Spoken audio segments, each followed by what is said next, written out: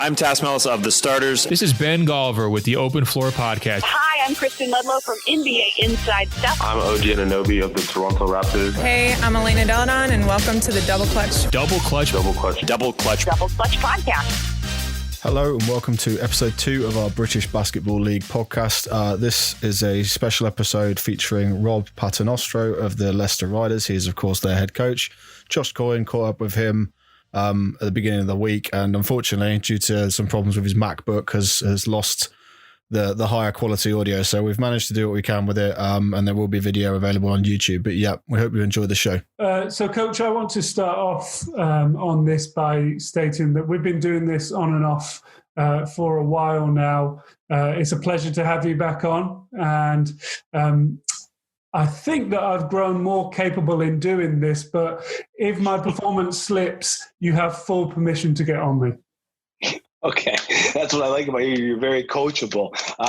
No, you've been great from the start. And the best thing about it is, just talking hoops. I know you're passionate about basketball, and I am as well. And I'm always up for talking about hoops from anywhere at any time. Okay, so very coachable is now going on my Twitter bio and my LinkedIn profile and basically everything I have online. Right. So since back then, around kind of 2010-ish, I guess, is when we really started to talk. You've seen quite the change in the club, in Leicester Riders. An arena was built, a number of trophies were won, and you've coached so many great players and teams. Has it been everything you expected since you took the job? I mean, again, it's hard to predict the future, but I think when I sat down to take the job, what was so appealing to me was the fan support that was there. They had a lot of losing seasons. They didn't really have the infrastructure, but the support of the fans and even of the city of Leicester was there. So yeah, we had a vision to get our own place. Kevin Routledge, I know that was something that he had worked on for years, and he finally broke through. Russell Levingston, we are talking about building this program, and it took a while, but that was the vision, was to get to where we are now. And as I sit here in the office at the Morningside Arena, walk down the hall, look over the court, every time I do that, it feels special, because it was a journey to get to where we had to go. Yeah, so for anyone who maybe is a new fan or, has only been a fan since the Morningside Arena has been open, how would you describe your experiences in at the John Sanford Sports Centre, and how would you describe the place itself? Yeah, I mean, when the seating isn't pulled out, you would have no idea that, you could fit 1,000 people in there for a basketball game. It was an older building and just didn't look like it had that capability. But when they pull all the seats out and everything, it turned into a really great atmosphere. I think that, it was some of the most memorable games I've had were in that building because of how loud it was and how on top of you the fans are. But it was, something that I think helped us get going, in a sense that when I took the job, I knew that it wasn't the nicest looking building. It wasn't a building that the other teams wanted to come to. And I thought that we could take advantage of that. And I think that early on, to get to the momentum, get our momentum going to where we get to the place we are now, I think all those real grind out, tough winning games in there had a lot to do with that building. I can remember a lot of the opposing teams walking through the door and just looking at their reaction. If it was their first time in there in the pregame, you knew that, we got a little edge on them today. They don't want to be here. So it wasn't a place that we wanted to end the journey at, but to start the journey, I think it really shaped our program and how we wanted to play and how tough we wanted to be at home. And it definitely got us going and put a lot of wins in the column early. It was definitely intimate, and you could definitely feel that the fans were kind of right on top of the court. So definitely would have played a part. I think the key word would be intimate for anyone who doesn't know. But it was somewhat of a magic trick. And I think that that's something that's really commendable about the Leicester Riders as an organisation, is that they've found a way to continuously innovate and find ways around things in order to create a kind of more professional product. Would you agree with that? Oh, yeah. And I think that's down to, obviously, the leadership we have with Kevin, Rowledge, and Russell and everyone, but it's down to the volunteers. I think our volunteers, they were ready to put on an event wherever we had it. If we had to have it at the John Sanford Center, if we had to move to Loughborough again, they were ready to put that event on. And, there have been times, like a lot of clubs, where you are struggling, and our fans and volunteers have really come to the rescue and done so many great things. So when you talk about intimate, you could kind of talk about that feeling in our club as well, because if you're a fan or season ticket holder, or if you volunteer, I think there was a real connection, especially in the early days, that kept us going too. So yeah, there's pictures around this shiny arena here, and you see us at finals, and you see all the trophies and everything. And in the background, you could see the hardcore fans in the pictures, and it's easy to pick out, and you say, oh yes,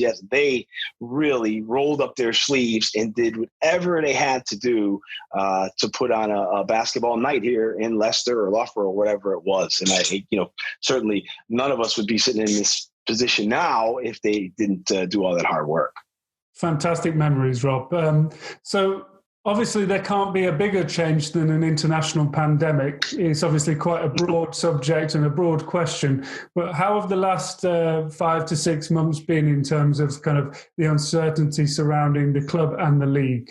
I think early on, no one really knew what was happening. It just came out of nowhere, and it's like, okay. I don't think anybody thought we'd still be in this position we are in now when it happened in March. And I think we played a game in here in March, and I think when we left, we thought, maybe we shut down for a little bit, but no one really anticipated this. I think what it has done for all the basketball people that I talk to, players, coaches, fans,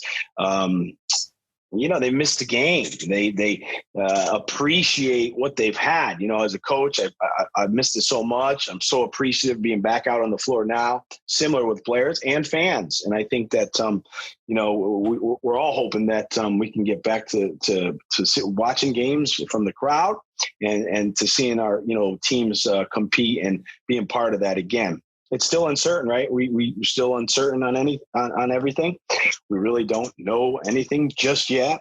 But once we turn to the training sessions with our group, it's my job and the players' job to be ready to go when we're called on to play. And we're hoping that that's sooner rather than later. One way in which it's affected basketball as a whole, from the kind of top to the bottom, from if you take the NBA draft for an example, all the way kind of down to maybe even amateur basketball, is that recruitment has had to pivot in all sorts of directions. I know that you play a part in the recruitment process with the Riders. How much of a challenge has that been in terms of attracting players, talking to players, and then bringing players in during the international pandemic? Yeah, to be honest with you, once we got going, it was business as usual. I didn't see anything different coming from, the agents or, the way the players were being marketed.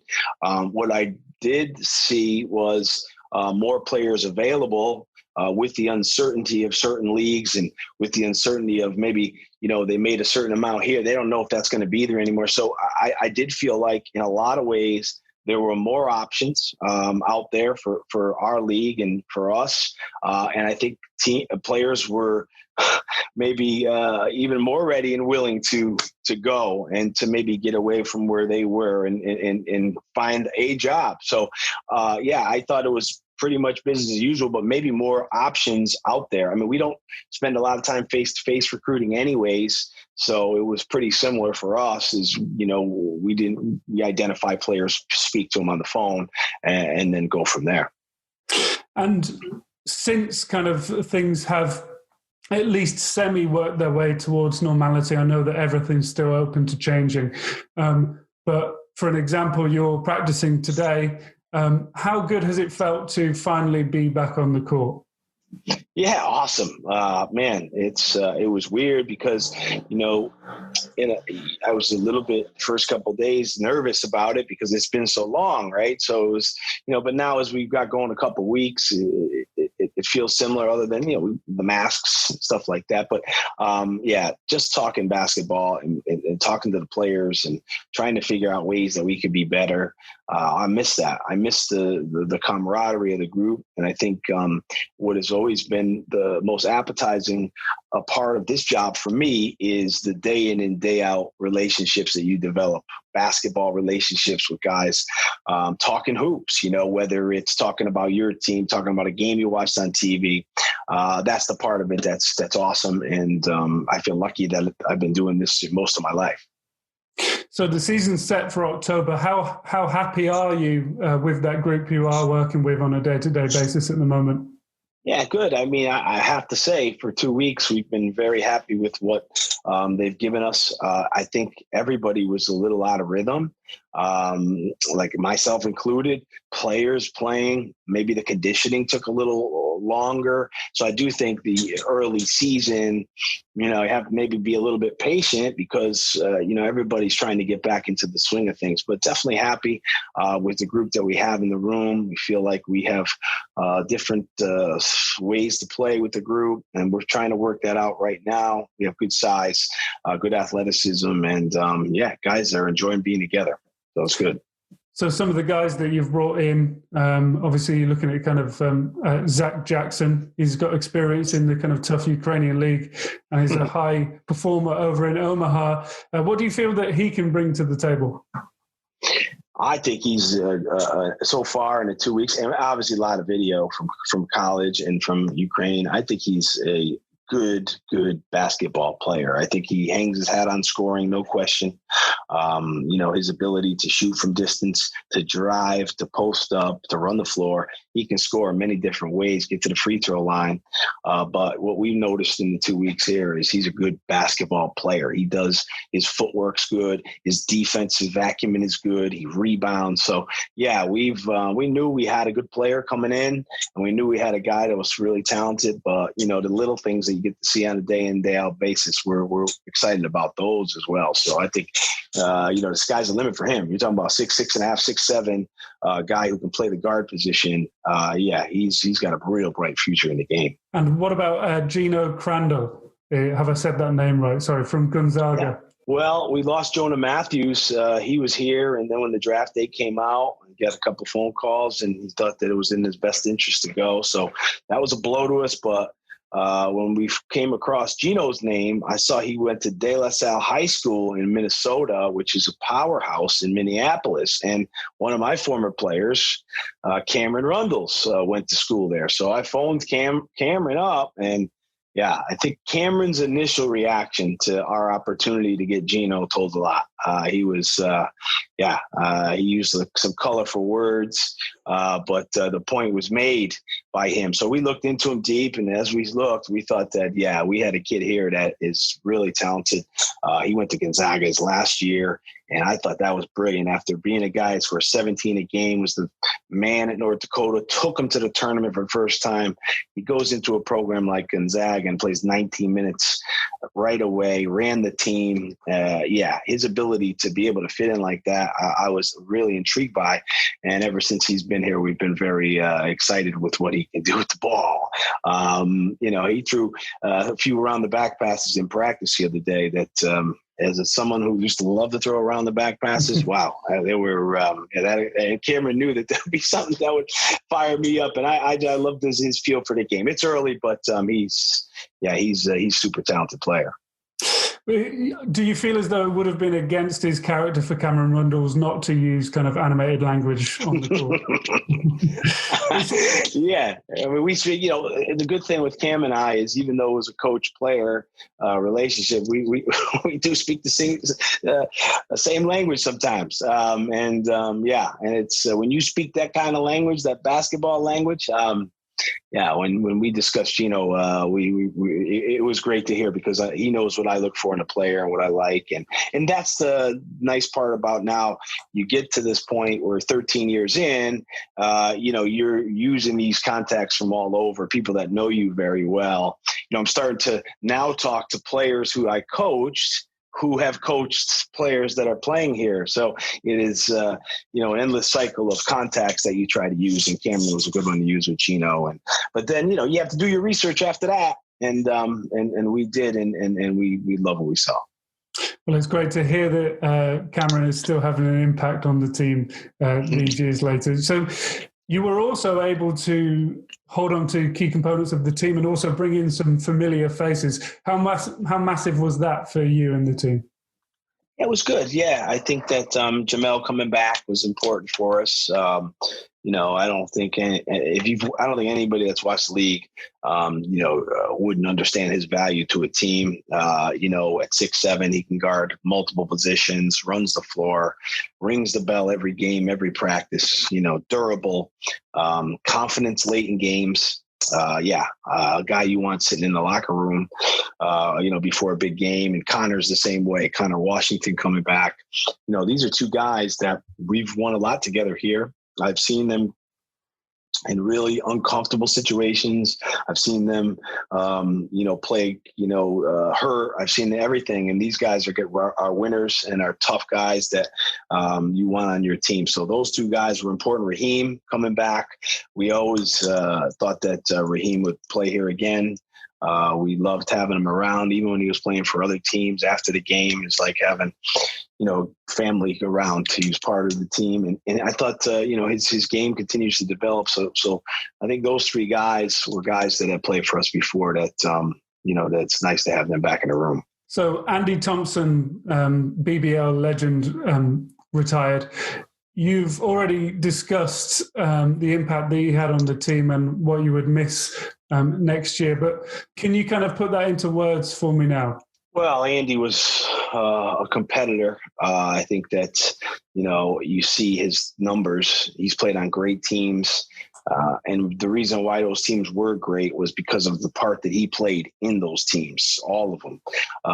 His competitiveness is infectious, whether it's a drill. We chart a lot of our drills, and we have a competitive cauldron board where you get wins, and nobody wanted to win more than Andy. He knew where everybody was. He would make sure he'd hit more free throws than you in the free throw drill. So his competitiveness, on top of being 6'9" and gifted in many ways, and intelligence, was hard to beat. As a British big guy, and for the most part in his career, we used him off the bench.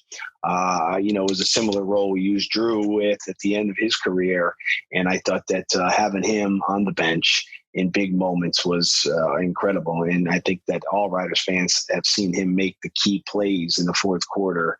So, losing a guy like that will make an impact. And then day in and day out basis, again, when you're with a guy like that for a long time, we miss him. It's not the same without him, because he's such a well-liked person around the team. And I bet in the initial instance, it was quite a relief to have him on board when he did sign in Leicester, because of how much of a nightmare he could be for Newcastle all those years.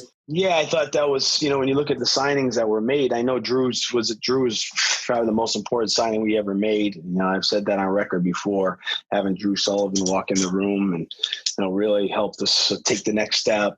But, getting Andy when he still had a lot in the tank from Newcastle at that point was a huge, huge signing. And I think that was one we had, thought about. Even before it happened, we had thought about, bringing him on board, because we really loved what he had and thought he would be perfect for what the team needed. And, you look at the trophy haul that he had since he'd been here, and that one certainly worked well. Speaking of Newcastle and the wider BBL, we're seeing a lot of kind of, noteworthy recruitment across the league. We're seeing the London Lions competing in Europe, which is something the Riders kind of endeavoured with a few years ago.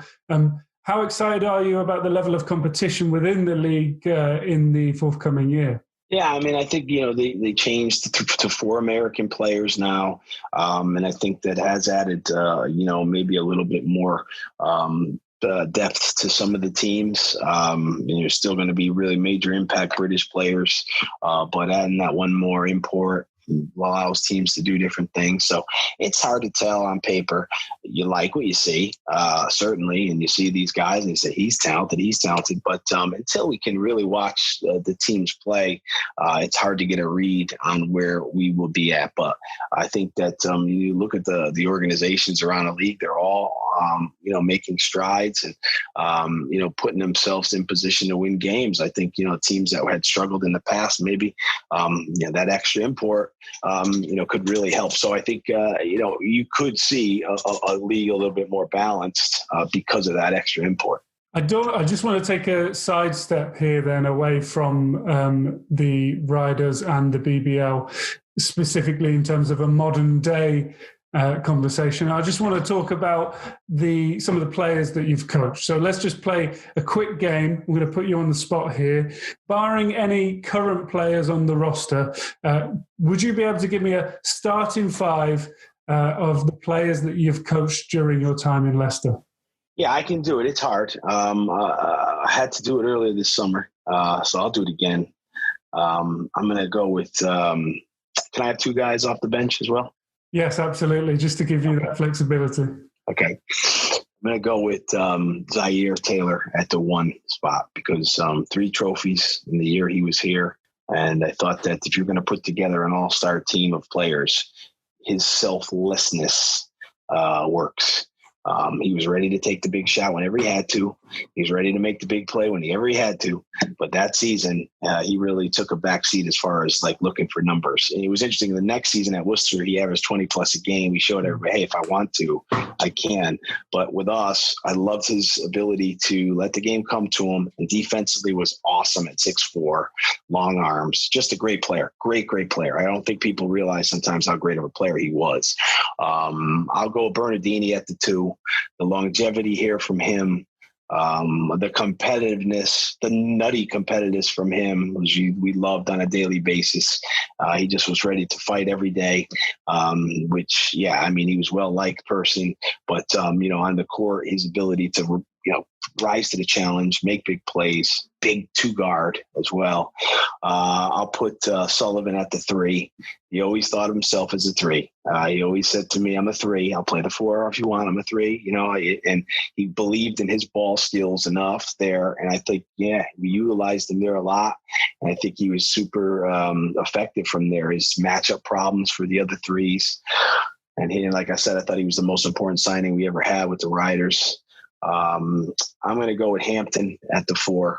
I think that Hampton's unique ability to beat you off the dribble, back you down, make the 3, pass, confidence, was an awesome player for us here. A good person, solid player. And then at the 5, I'm going to go with Timmy Williams. And he was only here for half of the year, but we did win the playoff final with him. He was the MVP, and I absolutely loved working with him. I thought he was super smart, super tough, and just as good a player as you could want in that post position in our league. He just fit it all, and he was a big game player. Andy's going to be on that bench. I want to bring him in when we need to. We need a big play. And then I'm going to go with Cam Rundles as well. Cam was, he loses out maybe a little to Zaire because of the trophies and all, but Cam was just an awesome player to have on your team, and bringing him in the game would really change the game. And so that's a team I'm going to the park with. I'm ready to go to the park with that team, and we're ready to play anybody. What strikes me there from the team you've selected, which, by the way, is a tremendous team, is the versatility across the team. Is that something that you value kind of over most things as a coach? Yeah, I think so. I think especially early on, I think that was the difference from our teams and a lot of the teams was the versatility that we had. And, growing up, watching the Connecticut Huskies when I was a kid, that was, Calhoun came in to coach UConn. He really had versatile athletic players, defense, pressure. I think our high school was doing some of that stuff too. So it was the time. And I really always love those type of teams. And I definitely want teams that are versatile and can when the game's going a certain way, we can pivot a little bit and go to a different style. I don't want, just a team that has to play one particular style. I want to have versatile guys that can do different things. So really quick, I just want to talk about a little bit of NBA stuff. Because I know that you follow the league closely. Firstly, let me mention that long before it happened, around 2017, I would say, you told me that LeBron James was going to end his career as a Laker.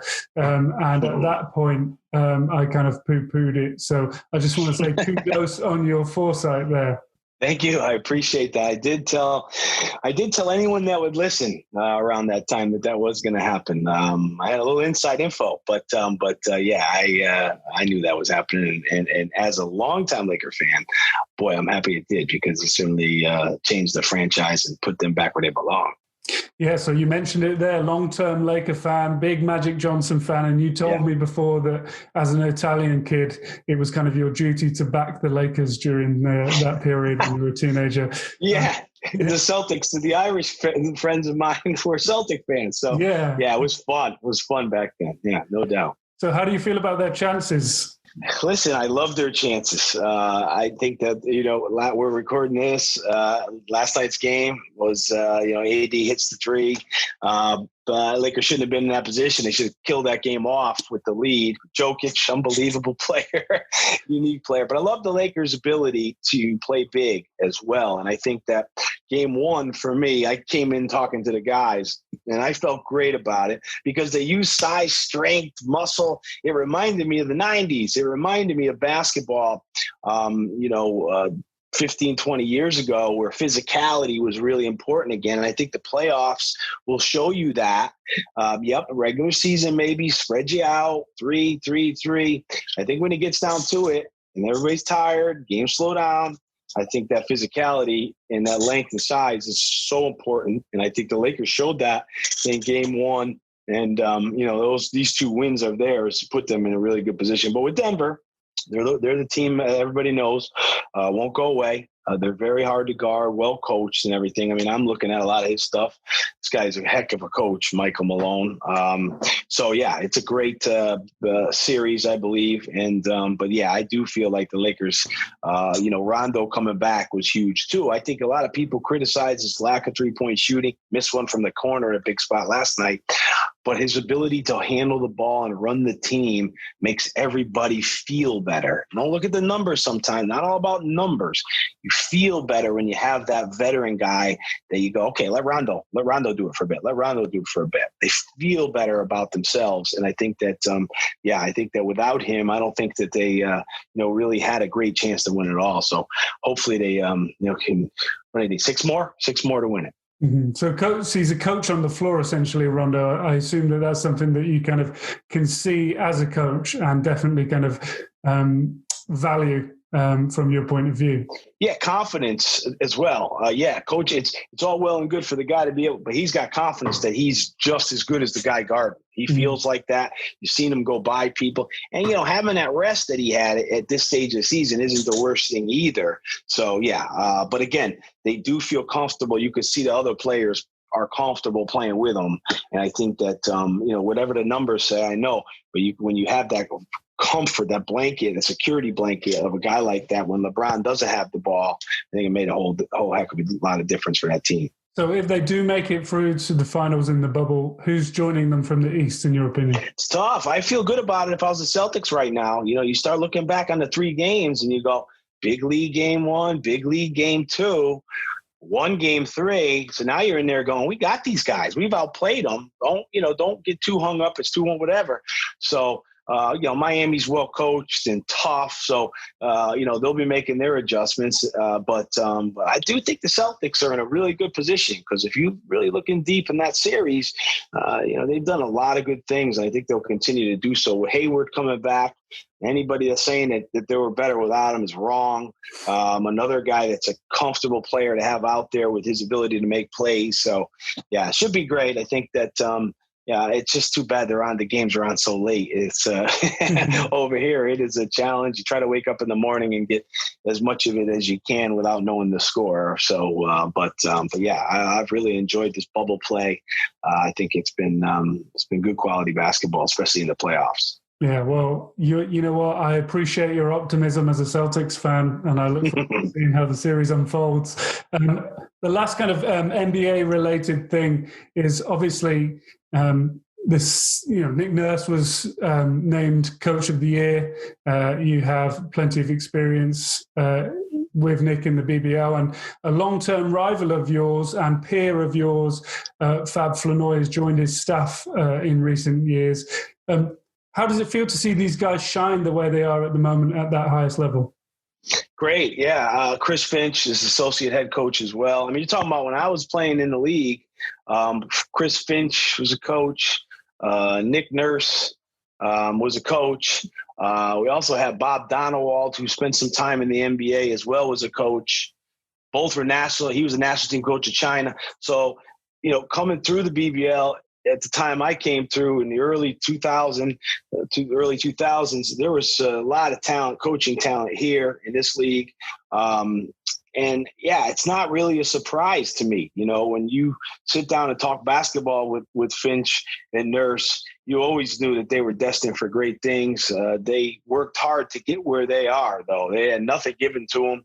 And I think that, it's awesome to see, because we all know what competitors they were over here too.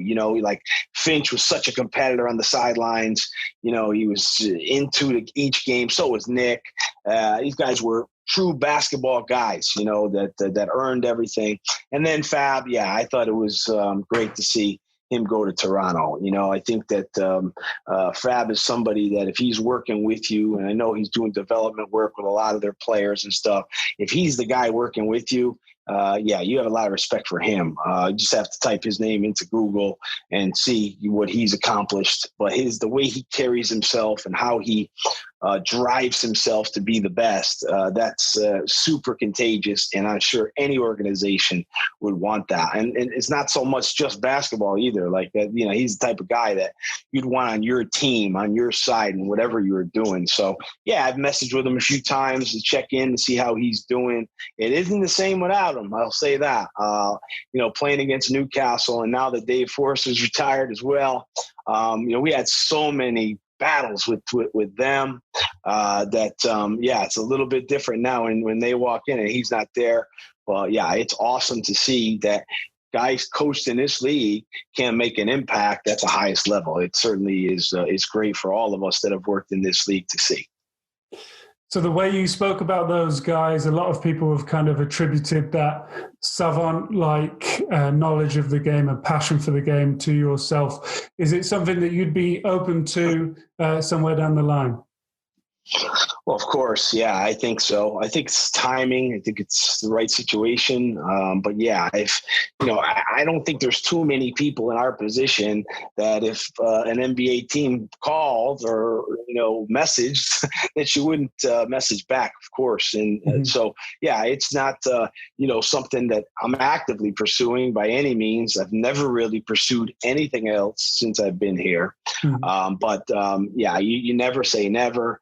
And, watching what those guys have done definitely can give you confidence that, maybe it doesn't have to be maybe the NBA, but you can definitely make an impact in somewhere else in the game. But for me, it's been a great place to work here. I love it. I live 10 minutes from the arena. I'm here all the time. My family loves it. So there's been no active pursuit of anything, but it'd be hard to say no if you got a phone call to listen to something like that. So whether it is going somewhere in the future or whether you continue to fill the trophy cabinets in Leicester, I'll be looking out for you and definitely willing you on to succeed. I know that you do have practice today, Rob, and I don't want to be the reason that you're late getting downstairs. So, Coach, thank you very much for your time today. Yeah, it's always awesome, Josh, to talk hoops with you. Keep up the good work, and I'm willing to talk hoops anytime you want. All right, thanks, man.